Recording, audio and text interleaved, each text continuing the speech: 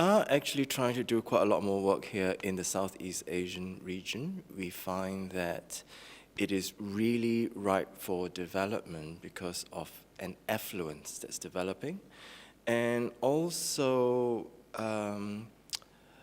we've been having a lot of queries from this part of the world, mainly Singapore, Malaysia, and Indonesia, more so Singapore and Malaysia, actually. We've always had a lot of queries from China, but they don't necessarily come to fruition, whereas the Malaysian ones are actually taking shape quite quickly. Yeah, so that's where we are concentrating our efforts in this part of the world at the moment. In this particular region, where the market is still quite sort of what we call emerging market, the integration of aged care together with retirement living, probably co-locating them, is actually very important.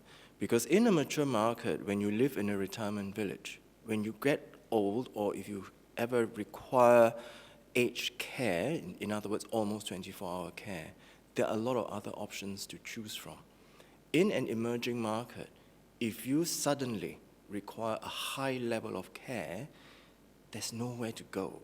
So if a developer were to build a retirement village, it would be wise to make sure that there's ability to provide high care at some point when the residents require them.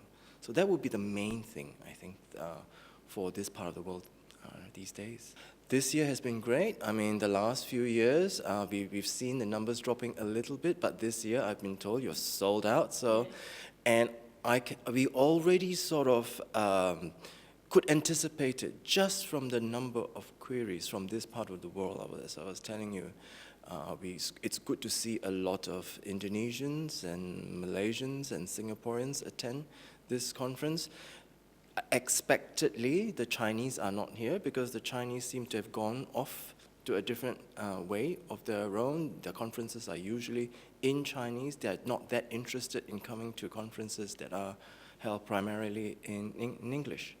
So yeah, it's been a great conference so far today.